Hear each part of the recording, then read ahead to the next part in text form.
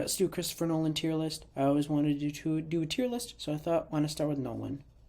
Alright, Batman Begins. I really enjoy this one. Fun superhero movie. I love Batman, and I love just seeing a Batman origin story for 30, 40 times. I don't care. I like it. Seeing his parents killed, all that.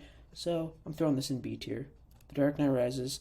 This is my favorite Nolan movie. I fucking love this movie.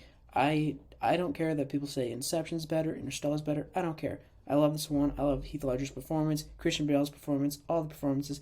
I love this. I love the just kind of the do the morality stuff in it. If I can kind of not explain it well, which I'm not doing, I like it. I love this one. It's my favorite Nolan movie, and I think it's definitely in like his top 3 because some people don't say it's his best, but I think it's his best. So I'm putting it in S tier.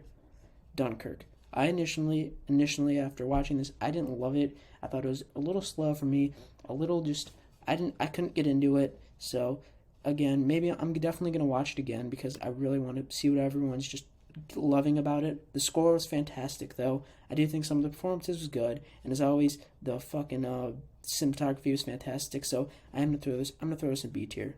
Inception. This is a top 3 Nolan film for me. I love this film. I love action. I love sci-fi. I think that the concept of dreaming, going into dreams, it being a business is done so well. Nolan just does this world building so well. So for that, I'm throwing it in S tier. Insomnia. I really didn't like this one. I like the performances between Robin Williams and Al Pacino, but besides that, there wasn't that much there for me that I could find just entertaining. Why is it doing that? That I could find just entertaining for me. I think that the script got very predictable at times. The sun thing I just found kind of dumb, and overall, I just didn't really enjoy this one. Interstellar, this is a top 3 for me. The concepts that Nolan is trying to tackle, I think he did them very well. World building, he did very well. Performances, script, cinematography, all fantastic. I love this one. It's great. It's an S tier for me. Memento. Initially, after watching this, I thought it was his best film just because of the twist nature of it and kind of the weird-ass script thing he built. And like watching behind the scenes of this and the whiteboard thing in particular of the structure of this script, it's just phenomenal. It's great, and I really think this has such a fantastic script. So for that, I'm putting it in A tier, but the ones in S tier I just hold a little bit higher. But Memento is a fantastic, phenomenal movie. Oppenheimer, the only one I got to see in theaters. I would go see any of these in theaters if they were back. But Oppenheimer, I think it had a brilliant performances, brilliant script, brilliant score. Not really anything that I hated about it. There were a couple of lines that I thought people don't talk like that. A couple of moments that I thought the script slowed down. A couple of things that I didn't like, but just a little minor complaints. And for me, I think it's S tier. I like it a little more than Memento just because I think Memento loses a little of its value on just rewatch.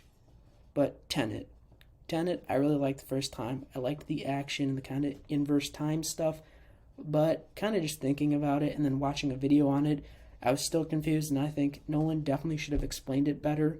So I think for that, I'm going to put it in B tier. Yeah, B tier. I'm such an idiot. Okay, well, whatever. The Dark Knight's there. Just imagine all the stuff I said about Batman Begins. I did that with The Dark Knight.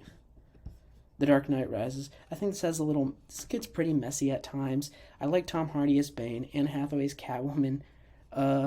I do think that it gets very messy, and the themes just don't play out how they want to. And there are some scenes that I very much enjoy. The opening scene's pretty cool. The ending scene with Michael Caine and Christian Bale, I like, but I definitely think this is a weaker just Nolan movie. I don't think it's C tier, but for me, I definitely think it's B tier. Following. I really did enjoy this one. You can see little nuggets of things Nolan's going to try later, non-linear storytelling, twists and turns, and I think he does them later, like in Inception and Memento, fantastically, because he's a really good screenwriter. He's really great at building these super complex scripts. Him and his brother are really good at that. His brother's good at doing that in like seasons 1 and 2 of Westworld. But anyway, following, I think I'm going to throw that in C tier. It's definitely his worst movie, but it's a debut film, so that's fine. And ending off with a very great film, The Prestige. Again, a lot of twists, a lot of turns, and I think it does those a little bit better than in Memento, just because of how many there are. Now, in the third act, this shit goes off the rails. I don't want to spoil it, but what happens with Hugh Jackman's character, I didn't think it was going to go there. It did, and it kind of just goes a little crazy for me. But I still, after just kind of watching this and kind of just being so shocked after my first watch of this, I'm going to put it higher than Memento.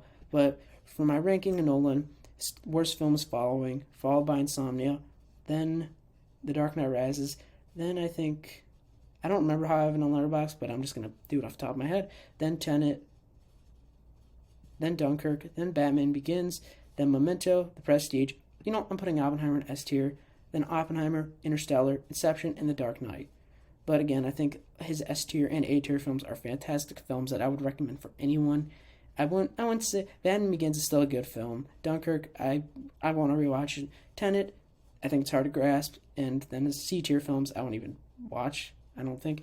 And The Dark Knight Rises, I would watch it if you're watching the whole trilogy. But overall, I like doing these, and I want to keep doing more of these. So subscribe, like, do all that stuff on YouTube. Thanks for watching.